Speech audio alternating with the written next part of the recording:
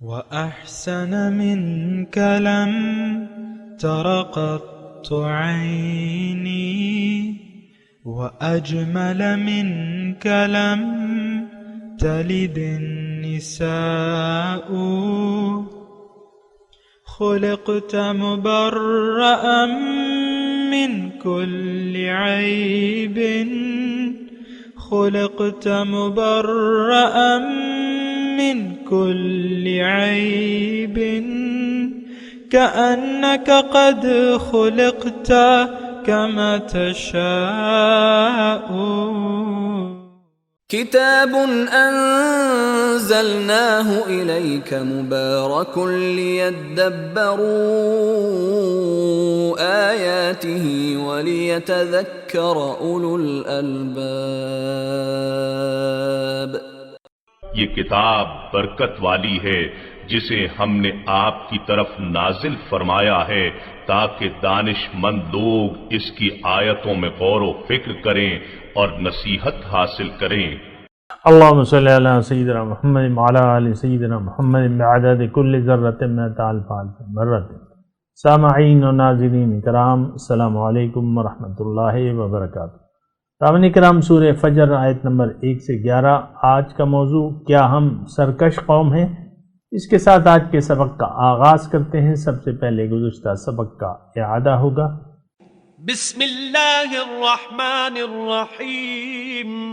شروع اللہ کے نام سے جو بڑا مہربان نہایت رحم والا ہے. فذکر انما انت مذکر، تو تم نصیحت کرتے رہو کہ تم نصیحت کرنے والے ہی ہو.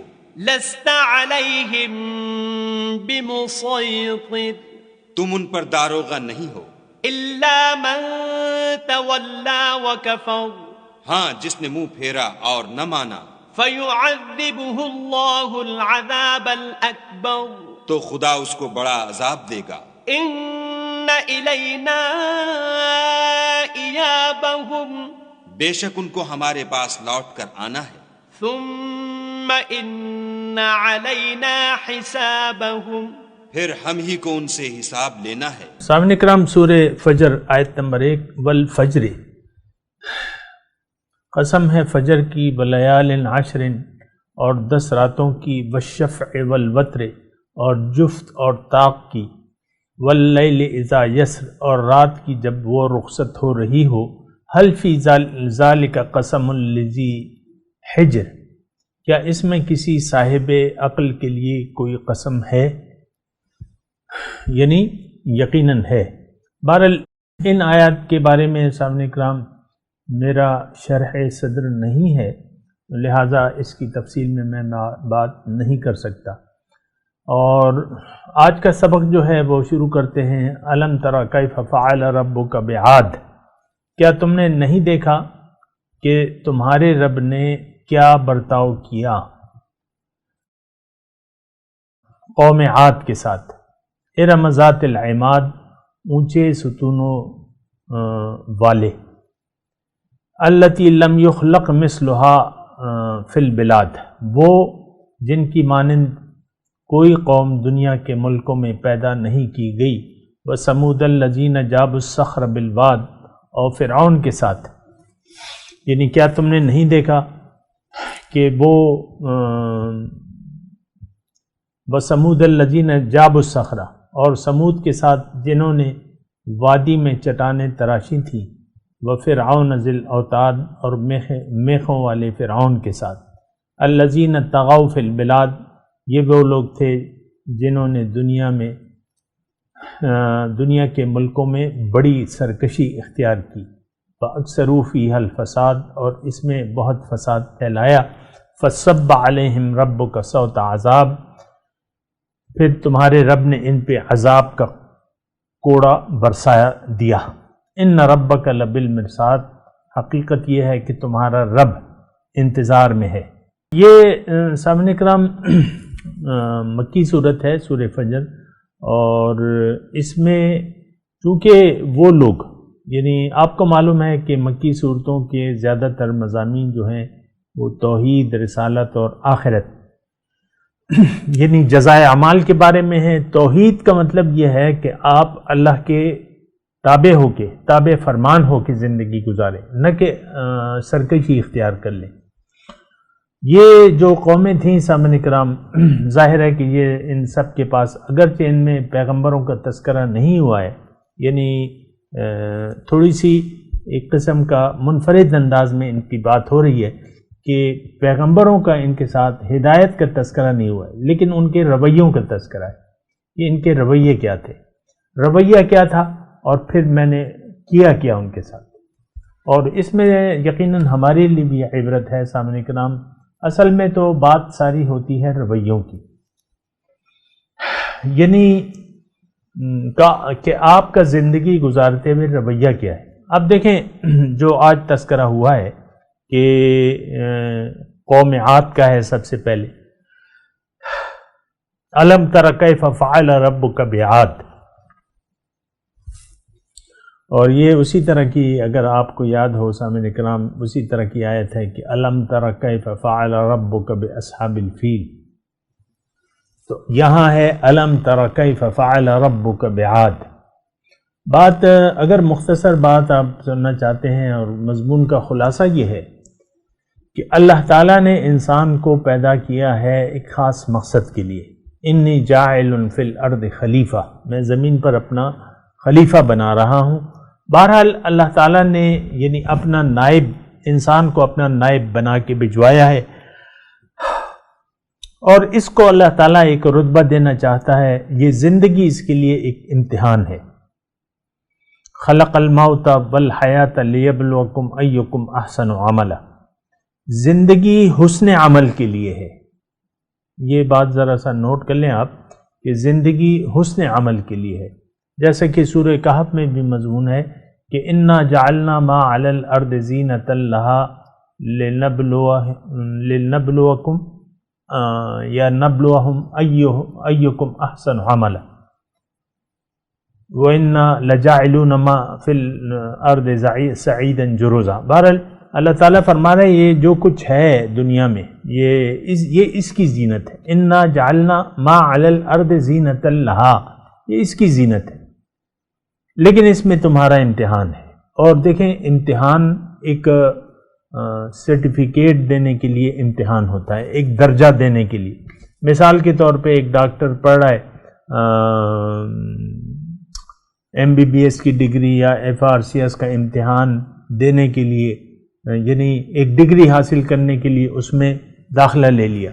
2 سال کا کورس ہے، 3 سال گزر گئے، 4 سال گزر گئے، تو جب تک یعنی اس کو ڈگری نہیں ملے گی، اس کو ڈگری اس وقت ملے گی جب امتحان ہوگا۔ امتحان ہی نہیں ہو پا رہا، امتحان ہوگا تو ڈگری ملے گی، پھر وہ منزل اور مرتبہ ملے گا جو بھی اس کا مطلوب ہے۔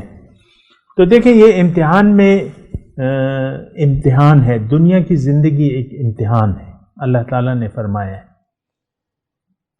اور یہ امتحان جو ہے یہ ایک مرتبہ دینے کے لیے اللہ تعالیٰ نے اس کا انتظام کیا ہے کہ بھئی یہ دنیا کا امتحان ہے، تھوڑا سا امتحان ہے، آسان سا امتحان ہے، میں تمہیں اختیار دوں گا۔ امتحان کیا ہے؟ میں اختیار دوں گا، امتحان یہ ہے کہ تم اس اختیار کو استعمال نہ کرو اور میری ہدایت کو قبول کر لو۔ فَإِمَّا يَأْتِيَنَّكُم مِّنِّي هُدًى فَمَن تَبِعَ هُدَايَ فَلَا خَوْفٌ عَلَيْهِمْ وَلَا هُمْ يَحْزَنُونَ، میری طرف سے جو بھی ہدایت آئے اس کا اتباع کرو، تم کامیاب ہو جاؤ گے، نہ کوئی خوف ہوگا نہ کوئی غم ہوگا۔ بہرحال دیکھیں سامنے کا بہت آسان بات ہے سمجھنے کے لیے، اور یہ جو میں نے آیاتیں چھوڑ دی تو اس کا مطلب یہ نہیں ہے کہ ایک آیت میری سمجھ میں نہ آئے تو میں پھر بھی اس کے معنی بیان کرتا پھروں آپ کے سامنے۔ یہ ویسی میں ایک بات کہہ رہا ہوں، دیکھیں قرآن تو نصیحت ہے، پورا قرآن نصیحت ہے۔ اب 2-4 آیتیں اگر آپ کی سمجھ میں نہیں آ رہی تو کوئی بات نہیں، اللہ تعالیٰ نے تو ہدایت سے یعنی سارا قرآن ہدایت ہے۔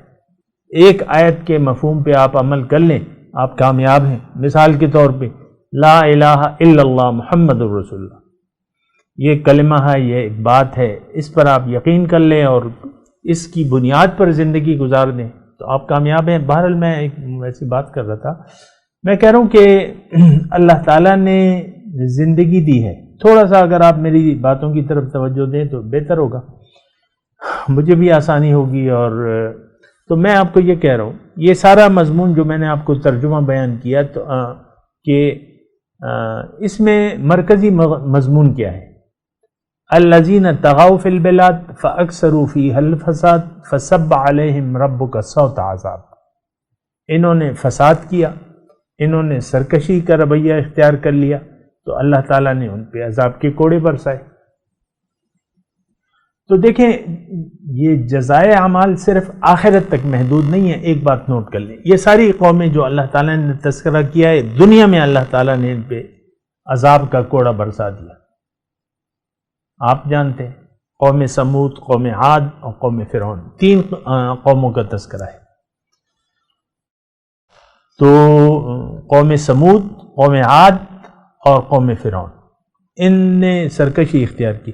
اب دیکھیں میں تو یعنی آپس میں فرینکلی بات کر رہے ہیں کہ میں یہاں بیٹھا ہوں اس لیے نہیں بیٹھا کہ میں آپ کو کوئی قصے کہانیاں سناؤں، بلکہ قرآن ایک نصیحت ہے، اور وہ نصیحت میں خود بھی اگر میں آپ کو سنا رہا ہوں تو اس کا مطلب یہ ہے کہ میں اپنے آپ کو بھی سنا رہا ہوں. اور وہ نصیحت جو ہے وہ جہاں آپ کے لیے وہاں میرے لیے بھی ہے. قرآن کا یعنی اللہ تعالیٰ کا میں آپ کو بتا رہا تھا کہ اللہ تعالیٰ نے مجھے اور آپ کو ایک عظیم الشان مرتبہ دینے کے لیے منتخب کیا ہے. اب وہ مرتبہ ملے گا ہمیں امتحان میں کامیابی سے ہمارا مشروط ہے. اگر آپ نہ اس یعنی مقصد کو سمجھیں گے اور نہ امتحان دینے کی کوشش کریں گے، نہ اس کا ذہن بنائیں گے، تو پھر تو یہ ہے کہ آپ یعنی کامیاب نہیں ہو سکتے. دنیا کے امتحان میں یا زندگی کے امتحان میں آپ کامیاب نہیں ہو سکتے. ظاہر ہے دنیا میں اگر آپ دیکھ لیں، ایک طالب علم ہے، فرسٹ ایئر کا ہے، سیکنڈ ایئر کا ہے، یا جو بھی ہے، لیکن اگر اس نے امتحان دینے کا ذہن نہیں بنایا تو کیا خاک تیاری کرے گا وہ امتحان کے لیے؟ ایک شخص یونیورسٹی میں پڑھ رہا ہے لڑکا، اور مخلوط، یہ ظاہر ہے کہ وہ یہ کوئی اسلامی ملک تھوڑی ہے، یہاں لڑکے ایک ہی کمرے میں لڑکیاں بھی ہیں لڑکے بھی ہیں.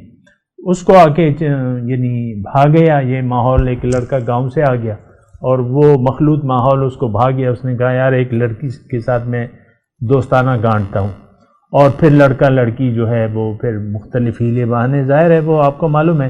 تو وہ لڑکیاں بھی اپنے گھر سے دور ہیں، لڑکا بھی اپنے ہاسٹل میں رہ رہے ہیں، دونوں ایک ہی کلاس میں پڑھتے ہیں، ایک ساتھ آتے جاتے ہیں کالج. تو اس نے اب ذہن بدل لیا کہ بھئی یہ لڑکی مجھے بڑی پیاری لگتی ہے، اور وہ لڑکی بھی اس کی طرف مائل ہو گئی مثال کے طور پہ. اب ظاہر ہے کہ میل ملاقاتیں اور وہ جو لڑکوں کی ہوتی ہے نا، وہ شوخ اور چنچل باتیں اور وہ کام اور وہ جو بھی ہے، لیکن امتحان کا ذہن اس نے نہ بنایا، وہ لڑکے نے کوئی اور ذہن بنا لیا. تو اب دیکھیں وہ امتحان میں تو یعنی اول تو بیٹھے گا نہیں، بیٹھے تو کیا وہ ادھر سپرڈنٹ صاحب جو ہے بڑے سخت ہیں، وہ نہ پیسے لیتے ہیں رشوت سے نقل کے لیے اور نہ کچھ اور امداد کرتے ہیں. لڑکے نے بڑی کوشش کی کوئی نقل وقل مان لی جائے، لیکن وہ بھی نہیں ہو رہا. اب وہ تو فیل ہی ہوگا. دیکھیں دنیا ایک امتحان ہے، یہاں اپنے امتحان کا ذہن بنانا ہے. ہم نے تو آرام اور آسائش کا ذہن بنایا ہے، امتحان کا ذہن ہمارا نہیں ہے. مسلمانوں کی میں بات کر رہا ہوں. کھا لے پی لے جی لے، انجوائے کرو یار، چلو آؤٹنگ کا پروگرام بناتے ہیں، چلو لمبی ڈرائیو کرتے ہیں، چلو وہاں چلتے ہیں، چلو یہاں چلتے ہیں. کاغان کافی دن ہو گئے نہیں چلے، نہیں گئے ہم. کالام جاتے ہیں، بڑی وہاں ٹھنڈ ہے، اور گرمی کے موسم میں سردی کے موسم کا مزہ لیں گے، وہاں جاتے ہیں بڑی. تو دنیا تو دیکھیں یہ بات نوٹ کر لیں کہ یہ تماشوں کی جگہ نہیں ہے یا مزوں کی جگہ نہیں ہے. اور یہ یعنی یہ ایک امتحان گاہ ہے. امتحان گاہ میں آپ پکنک نہیں مناتے.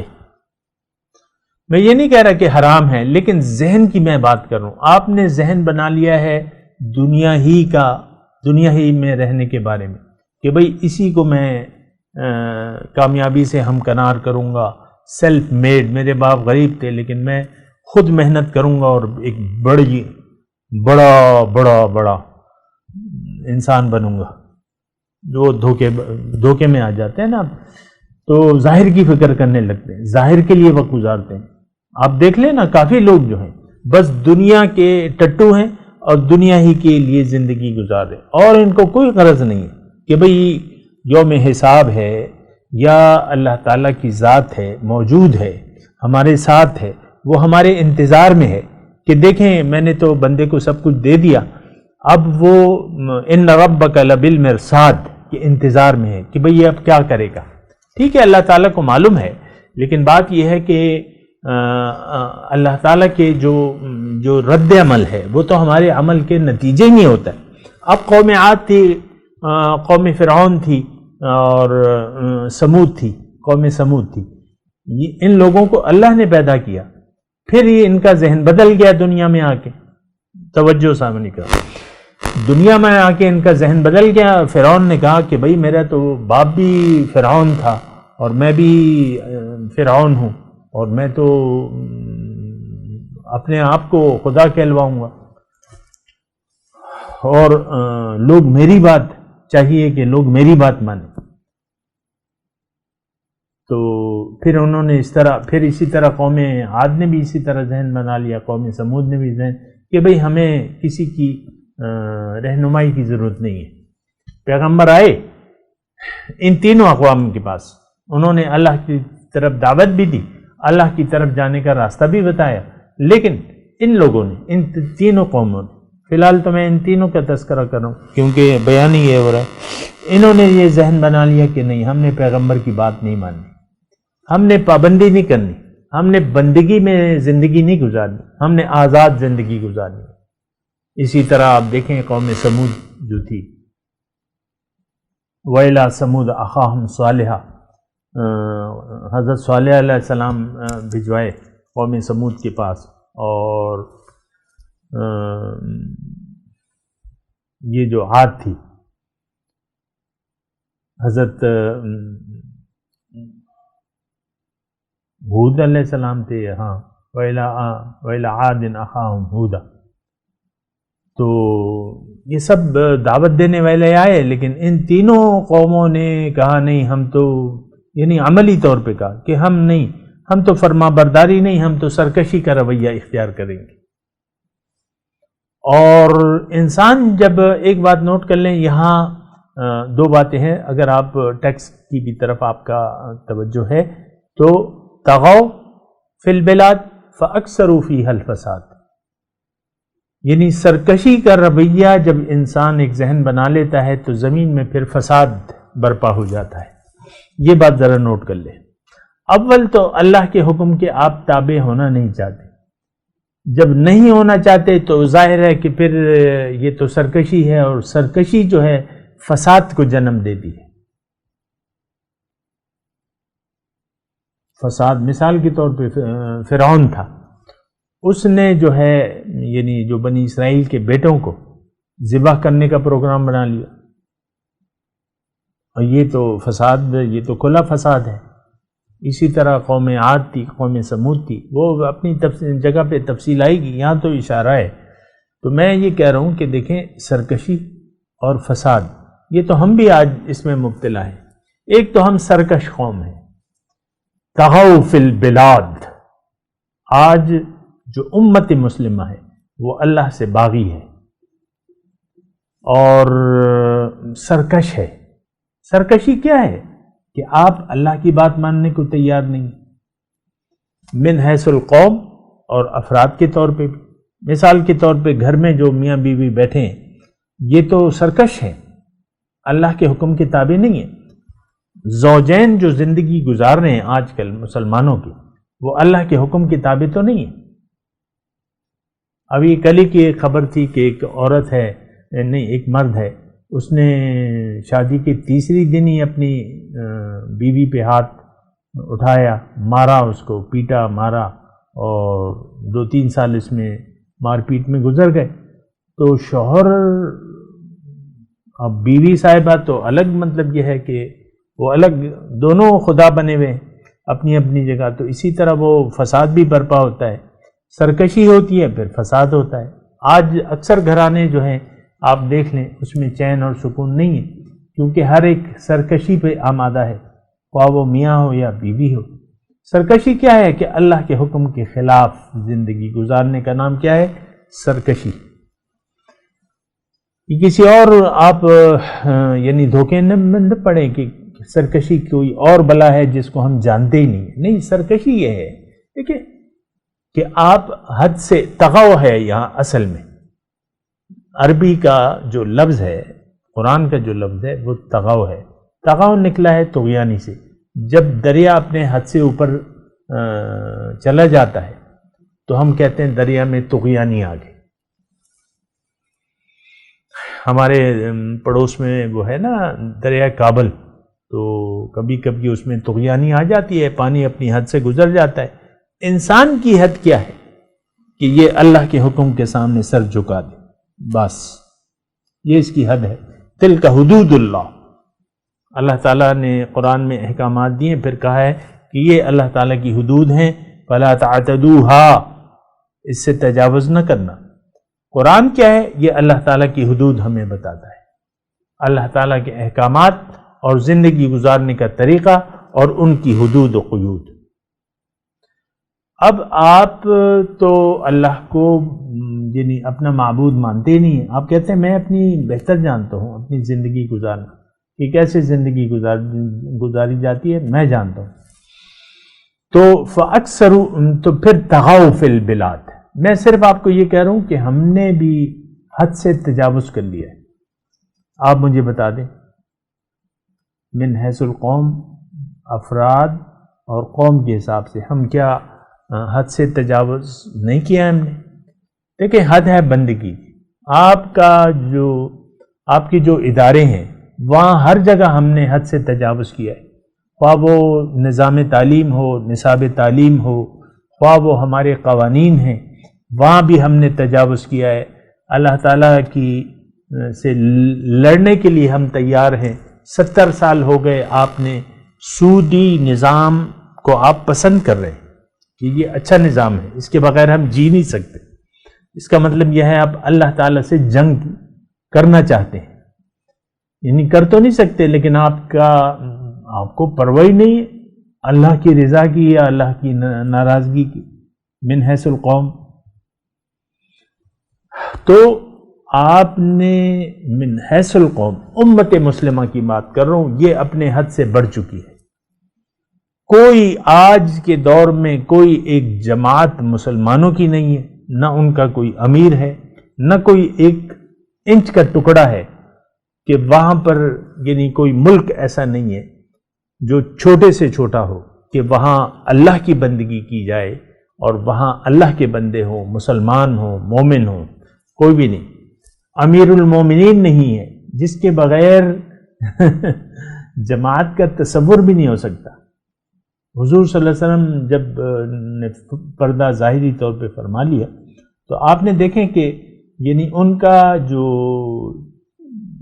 جنازہ تھا اس سے پہلے جو ہے مسلمان یہ طے کرنے میں لگ گئے کہ کون اب امیر کون ہوگا.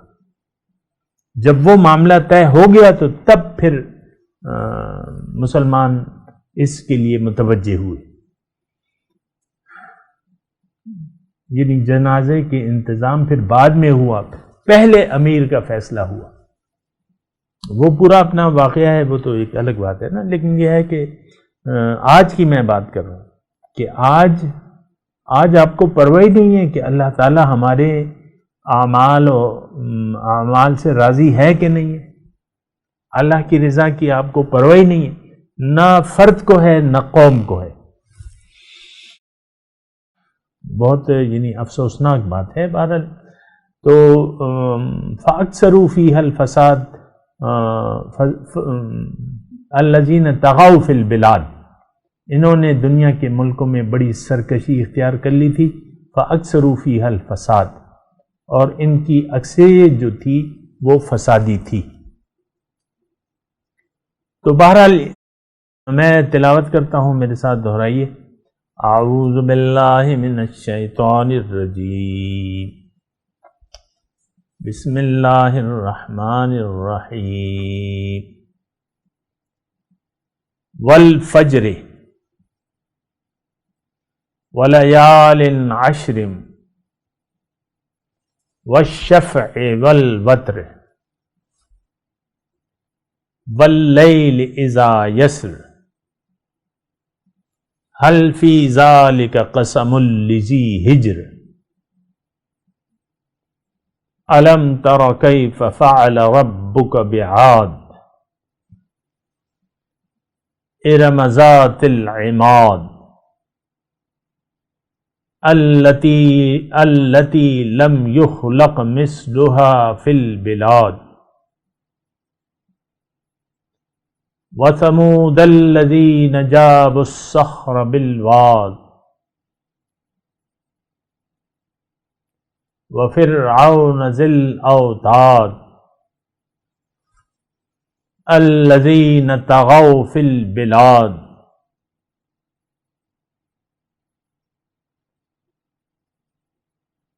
ترجمہ سنا دیں۔ والفجر ولیال عشر، قسم ہے فجر کی اور 10 راتوں کی، والشفع والوتر، اور جفت اور طاق کی، واللیل اذا یسر، اور رات کی جب وہ رخصت ہو رہی ہو۔ هل فی ذلک قسم لذی حجر، کیا اس میں کسی صاحب عقل کے لیے کوئی قسم ہے؟ یعنی ہاں ہے۔ الم تر کیف فعل ربک بعاد، تم نے نہیں دیکھا کہ تمہارے رب نے عاد والوں کے ساتھ کیا برتاؤ کیا؟ ارم ذات العماد، اونچے ستونوں والے عاد ارم کے ساتھ۔ التی لم یخلق مثلها فی البلاد، جن کی مانند کوئی قوم دنیا کے ملکوں میں پیدا نہیں کی گئی تھی۔ وَثَمُودَ الَّذِينَ جَابُوا الصَّخْرَ بِالْوَادِ، اور سمود کے ساتھ جنہوں نے وادی میں چٹانیں تراشی تھیں۔ وَفِرْعَوْنَ ذِي الْأَوْتَادِ، اور میخوں والے فرعون کے ساتھ۔ الَّذِينَ طَغَوْا فِي الْبِلَادِ، یہ وہ لوگ تھے جنہوں نے دنیا کے ملکوں میں بڑی سرکشی کی۔ اب ان آیت کی تلاوت اور ترجمہ۔ بسم اللہ الرحمن الرحیم۔ In the name of God, the gracious, the merciful. والفجر By the daybreak, وليال عشر and 10 nights, والشفع والوتر and the even and the odd, والليل إذا يسر and the night as it recedes. هل في ذلك قسم لذي حجر Is there in this an oath for a rational person? ألم تر كيف فعل ربك بعاد Have you not seen how your Lord dealt with Ad, إرم ذات العماد Hiram of the pillars, التي لم يخلق مثلها في البلاد the like of which was never created in the land? وثمود الذين جابوا الصخر بالواد And Thamud, those who carved the rocks in the valley, وفرعون ذي الأوتاد and Pharaoh of the stakes, الذين طغوا في البلاد those who committed excesses in the lands. اس کے ساتھ ہی آج کے درس کا وقت اختتام کو پہنچا۔ انشاءاللہ اگلے درس میں پھر ملاقات ہوگی۔ وآخر دعوانا ان الحمد للہ رب العالمین۔ والسلام علیکم ورحمۃ اللہ وبرکاتہ۔